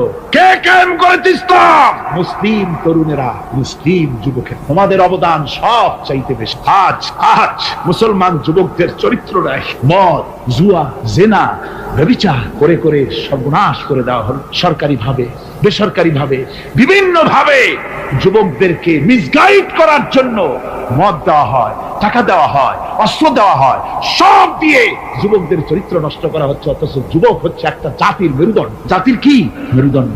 এই মেরুদণ্ডকে ঘুরে ধরেছে, এই মেরুদণ্ড নষ্ট করার ব্যবস্থা করা হয়েছে। আমার মুসলমান ভাইয়েরা, হাদিস থেকে শোনো, বদরের প্রান্তরে যুদ্ধ হবে। রাসূলুল্লাহ সাহাবায়ে কিরামদেরকে রেডি করেছেন, কিন্তু এই যুদ্ধটা বড় মারাত্মক।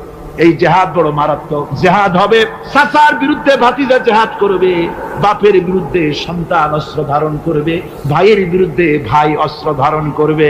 কোন জায়গা? বদর। কোন জায়গায়? বদর। মক্কা থেকে যারা আসতেছে সব চাচা, ভাই, মামু, খালু, এরা আপন আপন লোকের বিরুদ্ধে অস্ত্র ধারণ করবে। এটা কি সহজ? কোন এটা কি সহজ? রাসূলুল্লাহ যুদ্ধের কথা মানুষকে বুঝাচ্ছেন, একটু ইতস্তত করুন। হযরত রাসূল পাক সাল্লাল্লাহু আলাইহি ওয়াসাল্লাম যুদ্ধের কথা সাহাবায়ে কিরামদের সামনে পেশ করতেছেন আর একটু ইতস্তত করতেছেন। এই কঠিন যুদ্ধে সাহাবীরা কিভাবে মেনে নেবে? রাসূলের মনের অবস্থা বুঝতে পেরে হযরত মিকদাদ রাদিয়াল্লাহু তাআলা আনহু বর্ষিয়ান সাহাবী তিনি দাঁড়ায় গেলেন। তিনি দাঁড়ায় বলছেন, ইমদি বিনা ইয়া রাসূলুল্লাহ হাইসু মা তাশা। হে রাসূল, আপনি আমাদেরকে নিয়ে চলুন আল্লাহ যেদিকে আপনাকে যেতে বলে।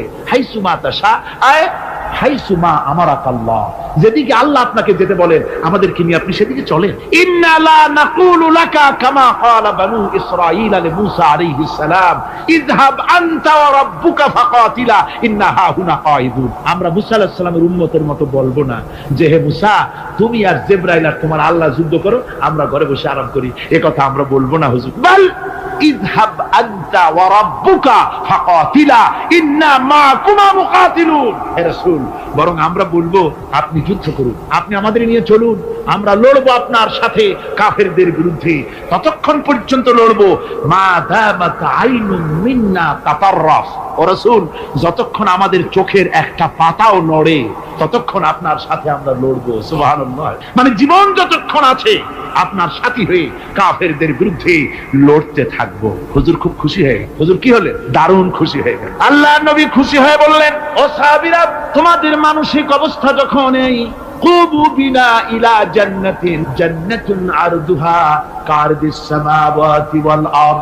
ও সাহাবীরা, তোমাদের মানসিকতা যখন এমন, তখন আমার সাথে তোমরা দাঁড়াও, আমার সাথে ওঠো, আমার সাথে চলো জান্নাতের দিকে।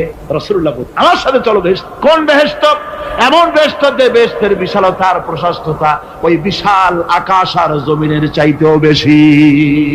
এই বিরাট জান্নাতের দিকে চলো আমার সাথে। ফাকামা উমাইর বিন হামাম ওয়া কানা ইয়াকুলু তামার। যুবকেরা, তোমাদের মতো তরুণ, তোমাদের মতো এক যুবক যার নাম উমাইর, তিনি দাঁড়িয়ে গেলেন, হাতে ছিল খোরমা, খোরমা খাচ্ছে। দেখেন বক্তৃতা হয়, মাঠে ওয়াজ নসিহত হয়, আর যুবকেরা দাঁড়ায় দাঁড়ায় বাদাম হয় না, ওই সাহাবী ওই সময় তো বাদাম টাদাম হয়তো পায় না, খোরমা খাচ্ছে, খোরমা চাবাচ্ছে, বিচি ফালাই দিতেছে, আর এইভাবে খাচ্ছে আর হুজুরের কথা শুনে। হুজুরের কথা শুনে উমাইর বলছেন, বাহ বাহ, এটা কি আঞ্চলিক শব্দ, এর অর্থ হচ্ছে আয়মা আযমাহু ওয়া মা আহসানাহু। হে রাসূল, আপনি কত সুন্দর কথা বললেন, আপনি কি বিশাল কথা বলেছেন, কত বড় কথা বলেছেন। জিহাদ করলে, জান দিলে এমন বেহেশত পাবো, জান্নাতুন আরদুহা কারদিস সামাওয়াতি ওয়াল আরদ, যে বেহেশতটা হবে ওই বিশাল আকাশের চাইতে এমন বেহেশত পাবো। ওয়াল্লাহি লাউ কুনতু হাইয়ান হাত্তা আকুলাহুম ইন্নাহা লাহায়াতুন তাবি। আল্লাহর কসম, আমি যদি হাতের সবগুলি খোরমা খেতে যাই তাহলে তো অনেক সময় লাগবে, বেহেশতে যেতে দেরি হয়ে যাবে, অনেক দেরি হয়ে যাবে বেহেশতে যেতে। ফারামা বিহিন্না, হাতের সবগুলি খোরমা তিনি ফেলে দিন। ও যুবকেরা, হযরত ওমর তোমার মতো যুবক খোরমা খাওয়া সহ্য করলেন না আল্লাহর জান্নাতে যাওয়ার লোভে। জান্নাতে যেতে দেরি হয়ে যাবে, আল্লাহর সঙ্গে দিদার করতে দেরি হয়ে যাবে, এই মনে করে হাতের খোরমাগুলি ফালায় দিলেন, জিহাদের ময়দানে ঝাঁপায়ে পড়লেন। হাদিস শরীফে এসেছে, উমাইর জিহাদ করে বেশ কিছু কাফেরদেরকে নিহত করে নিজেও শহীদ হয়ে গেলেন। রাসূলুল্লাহ বদরের শাহাদাতের জানাজা করার সময় একজন সাহাবী বলে দিলেন, হুজুর এই সেই উমাইর, আপনি যখন বেহেশতের কথা বলছিলেন, খোরমাগুলি খাওয়ার তর সহ্য হয় নাই বেহেশতে যাওয়ার জন্য, এই সেই উমাইর। আল্লাহর নবী উমাইরের কাছে দাঁড়ায় আঙ্গুল দিয়ে তার শরীরের দিকে দেখায় বললেন, ইন্নাকা মিন আহলিহা। ও যুবক, যেই বেহেশতের জন্য খোরমা খাওয়ার সময় তুমি পাও নাই, আমি নবী সাক্ষী দিচ্ছি তুমি অবশ্যই সেই বেহেশতের অধিবাসী, ওই বেহেশত তোমার জন্য। সুবহানাল্লাহ। আমার ভাইরা, কিয়ামতের দিন এই জান্নাত আল্লাহ রাব্বুল আলামিন দান করবে ওই সব লোকদের জন্য যারা জান দিবে, মাল দিবে, রক্ত দিবে আল্লাহ দ্বীনের জন্য। কিসের জন্য? আল্লাহ দ্বীন কায়েমের জন্য। যারা জান মাল লক্ষ্য করে দেবে, জীবনকে উৎসর্গ করে দেবে, তাদের জন্য আল্লাহ পাক এই বিরাট নিয়ামত রেখেছেন। তরুণদের বলতে চাই, যুবকদের বলতে চাই, আর বাতিলের পেছনে ঘুরো না, আর তোমার ওই সব নেতাদের পেছনে ঘুরো না যারা নিজেরাও নামাজ পড়ে না, তোমাকেও নামাজের কথা বলে। ওরা নিজেরা মিথ্যা কথা কয়, তোমরা টের পাও না? কি বলেন, টের পাওয়া যায় না? মারামারি করে নিজেরা আর বদনাম দেয় অপরের উপরে। চোখের সামনে যারা এরকম পারে, চোখের সামনে যারা এরকম পারে, তাহলে রাত দিন 24 ঘন্টা তাদের আমলটা কেমন? এদের পেছনে ঘুরে কোনো লাভ নাই। কোনো লাভ আছে? হ্যাঁ, একটা লাভ আছে। সেই লাভটা হচ্ছে টাটকা কিছু সুখ পেতে পারো, কিছু মদের টাকা, কিছু হোটেলের টাকা, কিছু পরের মেয়ে নিয়ে ঘোরার টাকা, কিছু ভ্রমণের টাকা, কিছু অস্ত্রপাতি, ত্রাস সৃষ্টি করা। আর ত্রাস সৃষ্টি করবা, কয়টা অস্ত্রের মালিক হইছো? যুবক, তরুণ, বিপদগামী তরুণদের বলবো, সরকার অননুমোদিত অস্ত্র যাদের কাছে আছে, শুনে রাখ, এই অস্ত্র কাউকে ক্ষমা করে, এই অস্ত্র কাউকে ক্ষমা করে না। সাপ পোষার মতো, যে সাপ তুমি দুধ কলা দিয়ে পোষো, ওই সাপ তোমাকে আবার দংশন করবে। ওঝা মরে না মরে না? সাপ খেলা যারা দেখায় তারা মরে কিনা? ওই সাপই তাকে কাটে। সুতরাং গভর্নমেন্ট অনুমোদিত অস্ত্র তোমার কাছে, পাইপ গান, রিভলভার, স্টেন গান, এলএমজি, আদমজি, কত রকমের অস্ত্রপাতি যুবকদের কাছে। ঘুম নাই, সারা রাত অস্ত্র থাকে কাছে, আর কি কি লাল পানি খাইয়া চোখ দুইটা থাকে এত বড় বড়, দেখলেও ভয় করে, মাথায় ভাল্লুকের মতো। মানুষ মারো তোমরা, মানুষ মারো। আহা, যারে মারলা একটুখানি হিউম্যান বিবেক দিয়ে চিন্তা করো। যাকে মেরেছ ওই রাত্রে তার বাড়ির কাছে যাও, ওই রাত্রে গোপনে তার বাড়ির কাছে গিয়ে দেখো তার মা কিভাবে তার সন্তানের জন্য কাঁদতেছে, মায়ের কোলটা খালি হয়েছে বলে কিভাবে কাঁদতেছে, তার বাবা কিভাবে কাঁদতেছে, তার বউ থাকলে কিভাবে ছটফট করতেছে, তার কলিজার টুকরা সন্তান থাকলে কিভাবে আব্বা আব্বা বলে কাঁদতেছে। যারে গুলি করে মেরেছো একবার বাড়ির কাছে গিয়ে কান পাচা শোনো।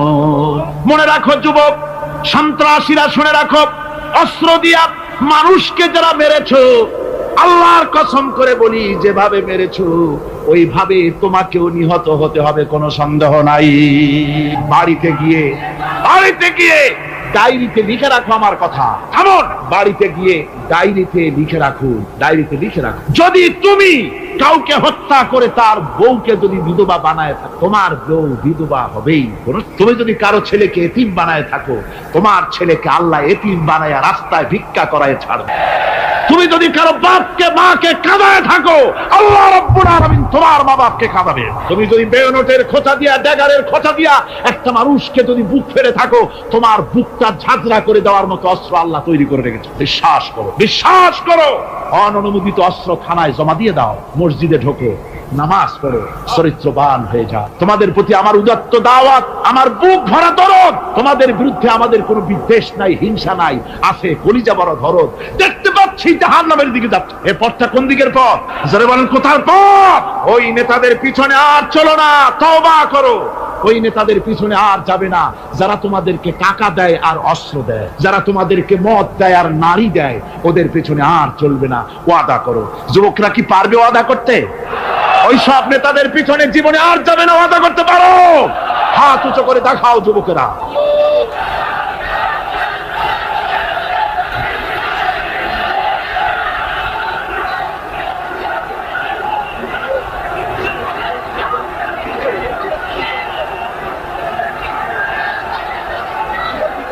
আমার মুসলমান ভাইরা, আমি তো দাঁড়াতে বলি নাই। জি জি জি জি জি জি বসেন বসেন। যে বুঝতে পেরেছি কালকের টেকনিক অবলম্বন করেছেন আপনারা আর কি। এই সুযোগে একটু কোমরটা সোজা করে নিলেন। বুঝতে পেরেছি, আমরা কিছু মাইন্ড করিনি। এখন বসেন, বসেন, তাড়াতাড়ি বসে যান। কথা আমার অনেক, সময় কম, না তাড়াতাড়ি শেষ করব। বসেন। আপনারা না বসতে তো কথা বলতে পারবো না, বসতে হবে। অত্যন্ত জরুরি জরুরি কথা আছে, সে কথাগুলি আমাদের শুনতে হবে। যেহেতু এই মাহফিলের পর আবার আপনাদের সামনে কথা বলতে পারবো, এর কোনো গ্যারান্টি নাই। আছে নাকি কোনো গ্যারান্টি? নাই। সুতরাং বসতে হবে, কেউ দাঁড়াবে না। জোরে সোরে জিকির করেন, লা ইলাহা ইল্লাল্লাহ, লা ইলাহা। আমার ভাইরা, আজকের মাহফিলের সবচেয়ে বড় আকর্ষণ আখিরি মোনাজাত, ঠিক না? কোরআনে কারীমের মাহফিলের মোনাজাত অবশ্যই কবুল হবে ইনশাআল্লাহ। এত মানুষের দোয়া আল্লাহ ফিরাতে পারেন না। তার নাম রহমান, তার নাম রহিম, তার নাম গফুর, তার নাম গাফফার। বান্দার দোয়া কবুল করাই তো তার কাজ। সুতরাং নড়াচড়া আদৌ করবেন না, যার যার জায়গায় বসে থাকুন। না বসলে আপনারা যদি হাঁটেন, মাঝে মধ্যে দাঁড়ান, এটা খুবই বিরক্তির উদ্রেক করবে। ভাইয়েরা, আমি সকলকে সেজন্য বলতে চাই যে আমরা আল্লাহর দ্বীন প্রতিষ্ঠার জন্য এই জিহাদের কথা যে আল্লাহ বলছেন, এই জিহাদের জন্য আমরা জান মাল সব কিছুকে উৎসর্গ করতে চাই। আল্লাহ যেন কবুল করেন, সবাই বলেন আমিন। আনন্দ, আরাম আর বিলাসিতায় আমরা আমাদের জীবনকে ভাসায় দিয়ে, যার কারণে আমাদের জিল্লত। এ মুসলমানদের উরুজ, এ মুসলমানদের তারাক্কি কিভাবে আসে শুনুন। বিশ্ব কবির ভাষা, বিশ্ব কবি আল্লামা ইকবাল रहमतुल्लाह अलैहि বলেছেন, আ তুঝে বাতাও তকদীরে উমম क्या है, तुझे बताओ तकदीरे उमम क्या है, शमशेर ओसना अव्वल ताऊस और बाबाखीर। এসো আমি তোমাকে এই জাতির উন্নতির কথা শোনাই। এই জাতির উন্নতি তখন হয় যখন এক হাতে থাকে কোরআন আর এক হাতে থাকে তরবারি, তখন হয় জাতির উন্নতি। আর এই জাতি যখন কোরআন আর তরবারি ছেড়ে দিয়ে যখন তানপুরা, বেহালা, সারিন্দা, নারিন্দা, গিটার, ফিটার, সারেগামা, পাদানিসার পেছনে যখন লাগে, কপাল তখনই পড়ে। কপাল পড়ে কখন? তখনই পড়ে। আজ আমাদের টেলিভিশন, আমাদের রেডিও, আমাদের সংস্কৃতি সব সারেগামার সংস্কৃতি। কিসের সংস্কৃতি? আগে তো মুসলমানের ঘরে প্রত্যেক দিন সকাল বেলায় আওয়াজ আসতো মুসলমানদের ঘরে। সকাল বেলায় মুসলমানদের ঘরে ঘরে জানালার ফাঁক দিয়ে আওয়াজ আসতো, বিসমিল্লাহির রহমানির রহিম, সূরা ইয়াসিন, সূরা রহমান ইত্যাদি তেলাওয়াত ভেসে আসতো। এখন আর তেলাওয়াত ভেসে আসে। ربنا ظلمنا أنفسنا وإن لم تغفر لنا وترحمنا لنكونن من الخاسرين ربنا لا تزغ قلوبنا بعد إذ هديتنا وهب لنا من لدنك رحمة إنك أنت الوهاب। আয় আল্লাহ তাআলা, হাজার হাজার মুসলমান নরনারী ঠান্ডাকে উপেক্ষা করে তোমার দ্বীনের কথা শোনার জন্য, কোরআনে কারীমের কথা শোনার জন্য এই মাঠে এসে হাজির হয়েছে। আল্লাহ তুমি দয়া করে মেহেরবানি করে আলোচনার সওয়াবটুকুন হুজুরে পুরনূর সাল্লাল্লাহু আলাইহি সাল্লামের রূহ মোবারকে পৌঁছে দাও। রব্বুল আলামিন, আমাদের মধ্য থেকে যাদের মা বাপ দুনিয়া থেকে জনমের মতো বিদায় হয়ে গেছে, আল্লাহ কবরে যদি আযাব থাকে দয়া করে আযাব মাফ করে দাও। আল্লাহ আমাদের মা বাপের উপরে তোমার রহমত নাজিল করো। রব্বিরহামহুমা কামা রাব্বায়ানি সগীরা, রব্বিরহামহুমা কামা রাব্বায়ানি সগীরা। হে আল্লাহ রাব্বুল আলামিন, এই মাহফিলে যত লোক আছি আমরা, কার কোন ব্যাধি আছে, রোগ আছে, আমরা তুমি ভালো করে জানো। আমাদের প্রত্যেকের ব্যাধিকে তুমি শিফায়ে আজলা দান করে দাও। اللهم حبب إلينا الإيمان وزينه في قلوبنا وكره إلينا الكفر والفسوق والعصيان واجعلنا من الراشدين ربنا تقبل منا إنك أنت السميع العليم وتب علينا إنك أنت التواب الرحيم سبحان ربك رب العزة عما يصفون وسلام على المرسلين الحمد لله رب العالمين واجعل آخر كلمتنا عند الموت لا إله إلا الله محمد رسول الله